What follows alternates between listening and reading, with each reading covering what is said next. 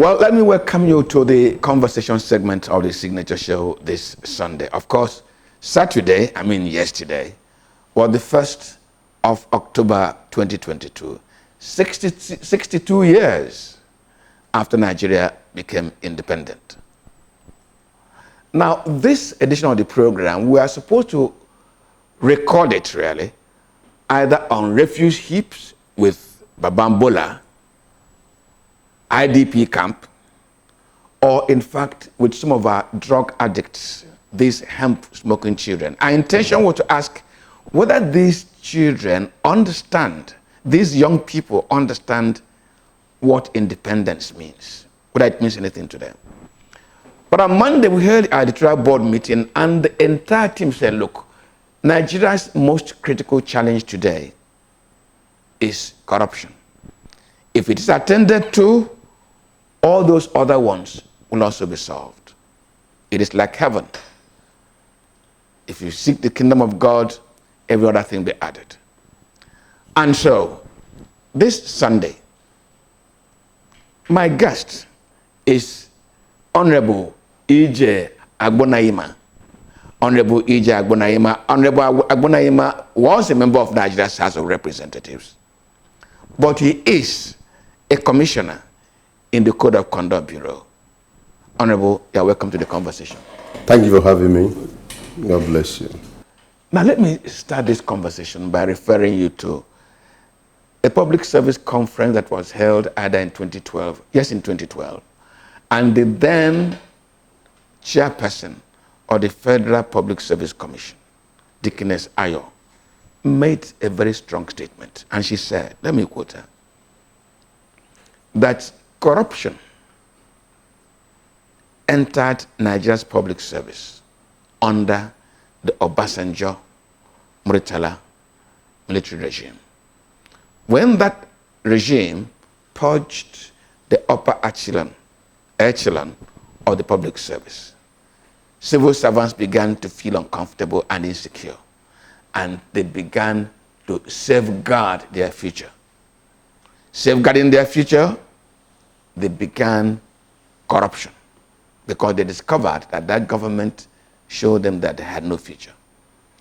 And that very incident has now grown into a culture.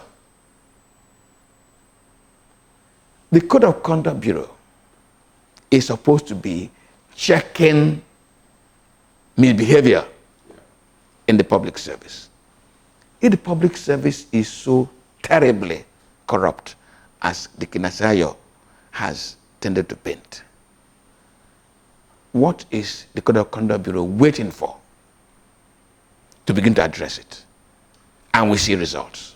Thank you very much. And let me appreciate our forefathers, our blessed memories, who deemed it necessary to establish, to bring to bear the Code of Conduct Bureau far back in the 70s. And the former head of state, Murtala Mohammed, his own wisdom, needed to curb the menace of corruption from head on. I think that establishing the Code of Conduct Bureau was a wonderful initiative. You know, because preventive measure is always the best approach. And after him,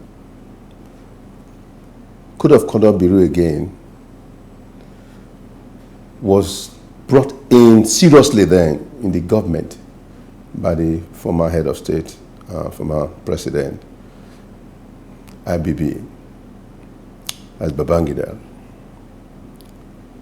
who saw the needs that, look, the Code of Conduct Bureau must be enhanced, must be strengthened in the system in solving this issue, this cancer that we are now experiencing, that have grown beyond expectation, that is corruption you're talking about.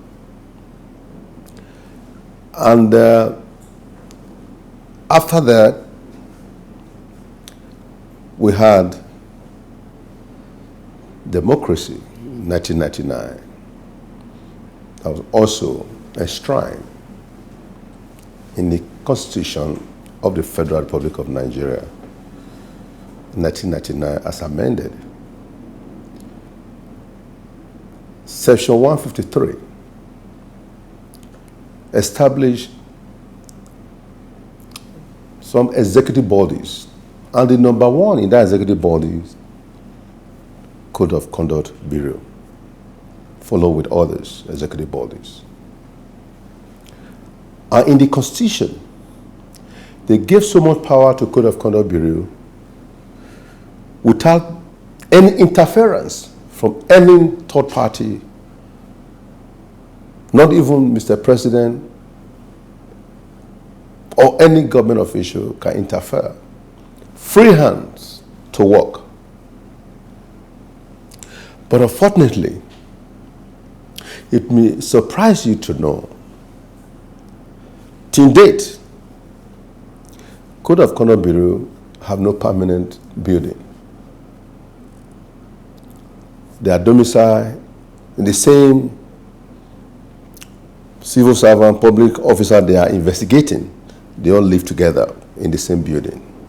And past government, since the democracy we're talking about since 1999, have not really taken the Code of Conduct Bureau seriously, knowing fully that that is the foundation if we have to fight the menace of corruption. At least in the civil service. At least in the civil service. Because to checkmate, when you are employed, you must declare your asset. After your disengagement, you must also declare your asset. Every 4 years, you are expected to declare your asset.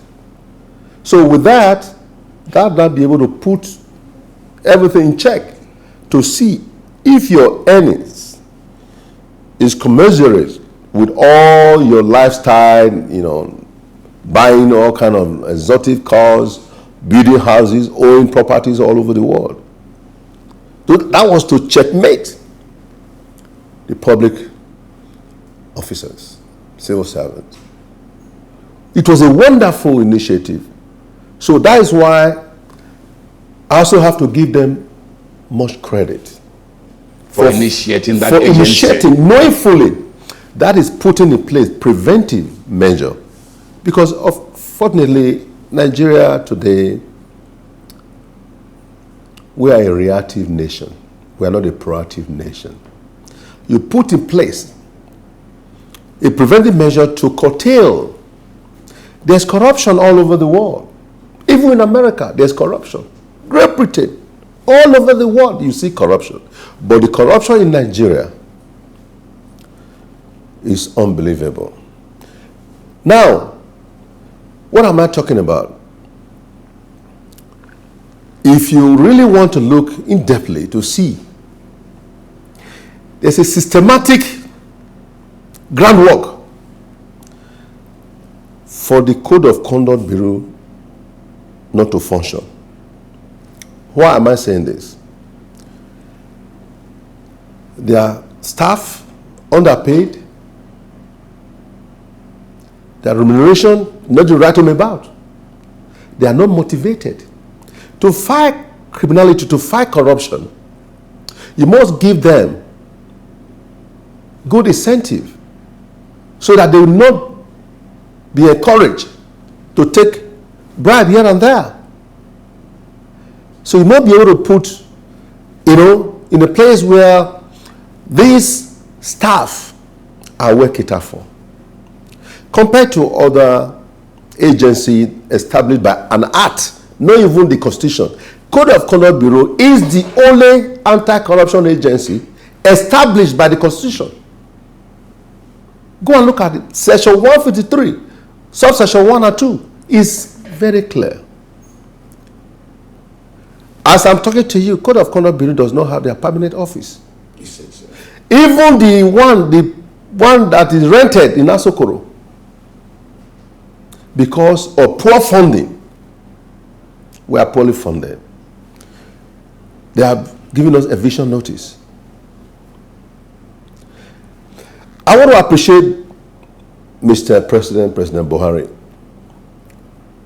So far, so good. He's the only president that is doing everything to strengthen the Code of Conduct Bureau. If you look at what he said in the past, he said, if we don't kill corruption will kill us. Honorable, let me. And he said, if you really want to fight corruption, that's what Mr. President Buhari said. Code of Conduct Bureau is the number one. If we are really strengthened. I want to interrogate that. We are not. Honorable, I want to interrogate that. It is the president who appointed the chairman of Code of Conduct Bureau. Yes. It is the executive who's appointed all the commissioners in the Code of Conduct Bureau. Appointed by Mr. President, but confirmed by the Senate, by the National Assembly. Yes. Yet Mr. President appointed, yes, but he nominated us. He selected you. All of us. He sieved through and said, these are right and proper people to be there. Senate, confirm for me. With the confirmation. A Senate confirmed for me. Yes. After he had done his election. Yeah, yes. Does it occur to you, sir, that right now there's a petition in National Assembly against the chairman of the Code of Conduct Bureau, accusing him directly of, one, in running the place like a sole administrator, not being accountable, not running the place within the rules setting the organization itself. So if the organization that's supposed to check wrongs in the civil service, in the public sector, corruption in the public sector, itself is being queried, has the salt not lost its saltiness? Well, if I may say, because that is a very sensitive issue that borders on all of us, including myself and other commissioners. Because we took an oath to fight the menace of corruption. To join Mr. President, if you recall, one of the cardinal point agenda of Mr. President is corruption. Fighting it. Fighting it. It appears it had defeated the administration. No. Maybe sooner or later, we will appreciate him, all that he have achieved in fighting this corruption. It's only during his time you will see his own party members are being apprehended, sentenced, jail. It has never happened before. In the past government, it has never. They stole and went away. But today, if you are caught, he's not going to spare you. Let's give him some credit. I want to give him credit. So now, Honorable, I want us to give him credit. Yes. This credit, for instance, the Auditor General of the Federation, appointed by the President, yes, is alleged by the EFCC, yes, to have commandeered and stolen to himself 109 billion. The man walks into the court with smoking agbada and perfume from Paris and shoes from Saudi Arabia, as if he is celebrating corruption. And you say, Mr. President has tried. Is it Mr. President that asked him to put him wear agbada? He put him there. The system that the president is supervising is the very system that is in fact ironing his agbada for him. Because he put him there, does it mean he put him there and now he's the president that put him there, right? That appointed him. And he's not found wanting. And the president also allowed him to be prosecuted. Are you comfortable? Are you aware? Hold on. Do you understand that Mr. President, who appointed him, also allowed him to be investigated of corruption, is it not? Do you agree with me that he did a very wonderful job by staying clear so that he could be investigated. Okay. So let's look at let's it. give him the credit. Thank you very much. To fight corruption, listen to me, sir. When you fight corruption, corruption fight back at you. It's unfortunate. I agree with you. I was in one of the TV stations. I said,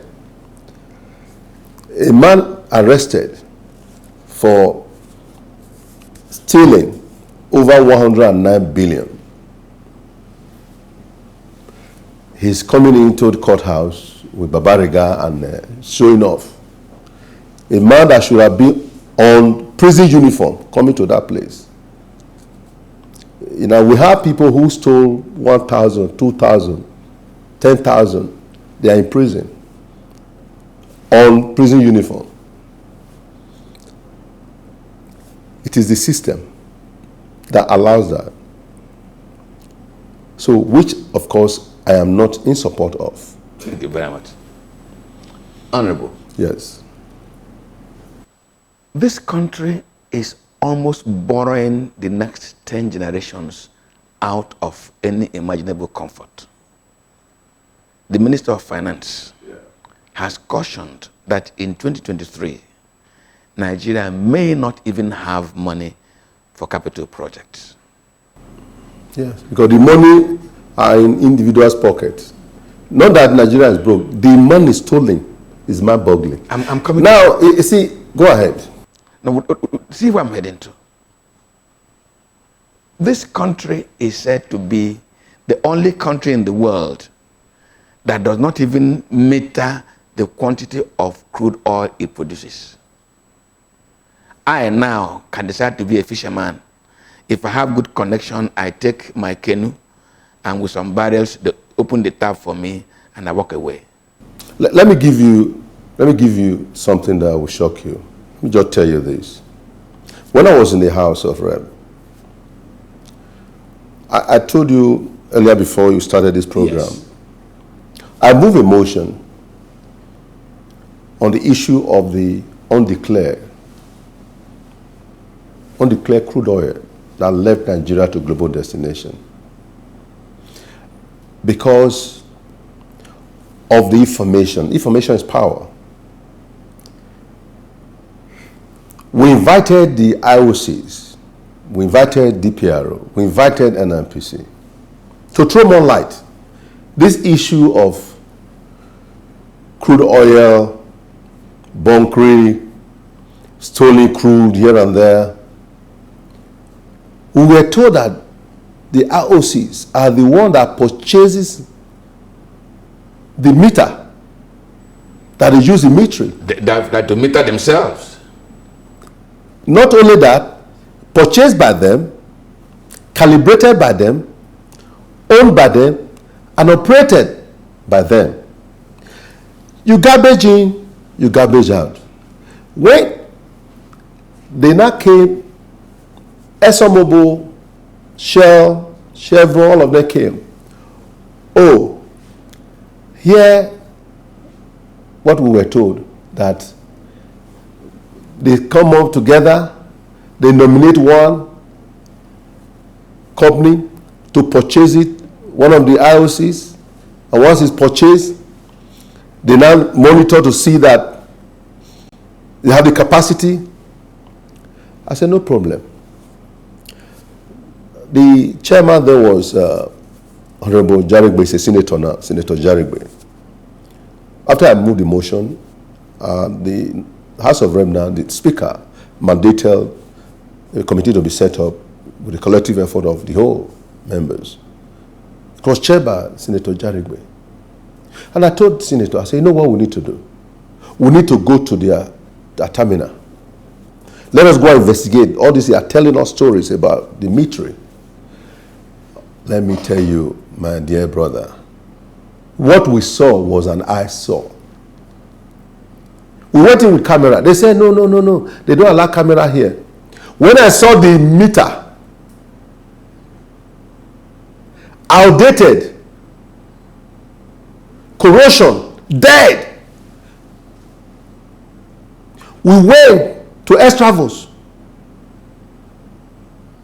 What I saw, I said, no, no, no, no, no. This is unacceptable. It's still there. They said no camera. I recorded with my telephone. To see the metering process. I said they have finished this country. I was so angry. My colleagues were very angry, fuming. They never wanted us to go. We forced ourselves that we must go. Come on. Come on. Is that what we can? We can do better than this, my brother. We can't do better than this. So when they are talking about the oil production, oh, we are losing oil. Yes, people are stealing oil through bunkering. But the major oil theft are the one going through the back door to global destination by the cabal. So I just look at myself, this country. I was a child going to primary school there. I used to wave flags. We'll go and line up in Agbonayinma Road in Benin City that the head of state is coming. That was Obasanjo then. We'd be waving flag. And they told us they are building the country for the next generation, for us. I'll be 62 years next month. They are still building the next generation for us. And when you talk, I got all kind of threats. My mother, may her soul rest in peace. My mother will call me, my son, leave this matter. They will go to my mother, talking to my mother, to talk to me. They will call my sister in London to talk to me to leave this investigation. I traveled to US for more than 4 times to investigate undeclared crude oil that left this country. It's mind-boggling. And I appreciate those who saw the vision, the initiative, to say, let us investigate this matter. That was initiated by Tom Polo to former President Jonathan. That over 391 million barrels left Nigeria to the United States alone. When the US Customs gave us comprehensive details, what landed in the United States. But Nigeria, we invited NNPC, they gave us, they presented their submission, nothing to write home about. Come on. Look at all the refineries we have in Nigeria. Every year, year in and out, we used to budget. We give them budget, appropriate money for them, for maintenance. What are they maintaining? What are they maintaining? Do we have refinery? No. In Nigeria, I was growing up to see a country that I was happy that I'm in Nigeria. Nigerian. When I left this country in the 80s, the day I landed in the US, are you from Nigeria? Proud. I felt proud I'm from Nigeria. Honorable, my challenge is we're celebrating 62 years anniversary of our independence. Wrong recruitment process. A convoluted public service, corrupt. Wrong models from our political leadership. Just a few days ago, I raised the question, why will you hang Hush Puppy? Why will you send Leon? When the example they are given by politicians is that you can steal 1 billion, 3 billion. Honorable, in this circumstance, do you think we have a reason to be happy, to be celebrating 62 years of a mind-boggling, corrupted nation? Let me say this to you, to all Nigerians. We have a reason to be grateful to God. We have a reason to celebrate. Every day you wake up, you have to thank God. It's not a privilege. It's not your right. It is only the grace of God that will tap you and say, son, daughter, wake up. And I ask people, have you practiced debt? They say, no, I have not practiced debt. Have you practiced debt yourself? Have you? No man can. Yes, we all practice debt every day when we go to sleep. When you go to sleep, you don't know how much you have in your bank account. You don't know the name of your children, your wife, your loved ones. It's only God that comes to you. Say, daughter, he taps you. Son, wake up. It's another new day for you. It's another new day for you. So we must be grateful to God. If we don't appreciate all that God has given to us, then we are being ungrateful. Beyond that, yes, we have problems. We have issues. I believe in every situation, every problem in this life, there's always a solution. For how long, Honorable? Being able to provide the best solution is what matters. Nigeria is a peculiar country. I will say this, without fear of favor. All of us, all Nigerians, home and abroad, we are our own worst enemy. Seeing a crime be committed, your refusal to report the scene of that crime to the nearest law enforcement agency, you are as guilty as the man or woman who committed that crime. So the country belongs to all of us. This is not about APC, PDP, Afghan Labour, or whether you are a Muslim, you are a Christian. If this country is well developed, is put in the right perspective, where it ought to be, even though we are not where we used to be, we are not where we ought to be, we should progress. That progression should be fast-tracked. But unfortunately, there are a lot of people try to hinder that progress, to derail the will of progress of Nigeria moving forward. Because, quote unquote, the cabal that have eaten this country. I will tell you, you were talking about hush puppies and others. In this country, Aaron out of Houston, I lived in Houston for over 31 years, committed a crime, tried to defraud Nigeria. The United States prosecuted those that were involved and sentenced them, jailed them. What happened to those Nigerians that were involved? They are here. Nothing happened to them. Our system is porous. Nobody can say that they don't know that these people here committed atrocity. What happened to $16 billion meant for power project in this country? Is there anybody talking about it? All we talk about is Abacha loot. Those that have stolen this country dry, because they are still living, nobody talk about them. But when they die tomorrow, you will see that they own billions and billions of dollars all over the world. We celebrate criminality. We celebrate corruption. People are conducting election. You said just now about the electoral process. Now, you are doing primaries. The delegates, for them to vote their mind and their conscience instead, if you don't give them money, you lose. The highest bidder is the one they vote for. So you are not selling your conscience. That is corruption. Those churches that we know for sure that this man, this woman is corrupt, how did he acquire all this wealth? They don't care. They make him an elder, a knight, a deacon. Some pastors, they don't tolerate nonsense. And I'm happy to know a lot of them that are doing well, try to support this issue of corruption. Even the Muslims, they are fighting to correct. Go to the Holy Quran, go to the Bible. All of them preaches love. Thou shalt not kill, thou shalt not steal. Family value, morality, love. All of them, that is what the Holy Quran and the Bible preaches. So where did we get it wrong?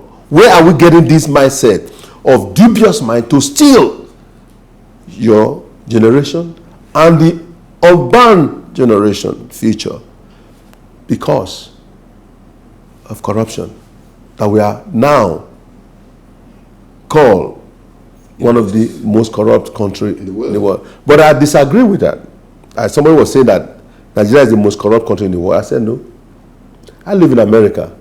Go to Louisiana. Do you know how many governors were jailed for corruption? Jail. Strong institution. So when you are caught, you pay the price for it. But in Nigeria, when you are caught stealing billion, you are being celebrated. Oh, you plea bargain. We have the judiciary. We have good judges. We have bad eggs among the good ones. In politics, you have good ones, you have bad ones. In every sector of this country, you have some good people, you have some bad people. But I only pray to God to change our hearts. When you are talking about restructuring, what we need first and foremost is mental restructuring. We need to restructure our heart, our mind, our soul. We need to do that. Because we are doing ourselves. I remember the people of Dubai came to this country. Yeah, Onitsha. To borrow money. To look at even the model or development of Onitsha. But today, somebody said to them that nothing good can come out of a desert. Former head of state. But today, Dubai is what? That is where we go to. That's where the world send the goes. children to go to school. Now, Nigeria can be better than what it is today. God has blessed us in all ramifications. God has given us everything. We are our worst enemy. Somebody asked me, let's God bless this country the more. Let's God come to Nigeria. I said, God is very busy. I said, when you have bad children, a father has been doing so much for you. Every day, morning, afternoon, night, the father is on you doing everything for you, helping you, giving you a helping hand, lifting you up. But at the same time, you have decided to change that. No, as he tried to change you, you are changing yourself. So God has to say, okay, let me go to the nest of my children that need help. Because he has given you all the helps that you need. Human capacity, natural resources, mineral resources, name it all. You're talking about COVID that took place. A lot of Western world, they were all thinking that, Africa, Nigerians, all of us will mass grave, will die. We survived it. We survived it. But guess what? That's an area we should appreciate. We as Nigerians, if we are really serious doing something, we can do it better. I just want all of us to think about this. What shall it profit a man to gain the whole world and lose his soul? When you die, you ain't taking nothing with you. Queen Elizabeth just died. Even the crown, he couldn't bury the crown with her. I try to tell you how life is. We came here naked, we are living naked.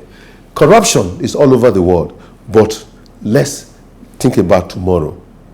Let's think about tomorrow. Oh, well, let us think about tomorrow. This is still in the Independence Anniversary celebration mood. Agbonayinma. My guest today, a former member of Nigeria's House of Representatives and a commissioner in the Code of Conduct Bureau. When we looked at our country, he says, all hope is not lost. Let's be hopeful.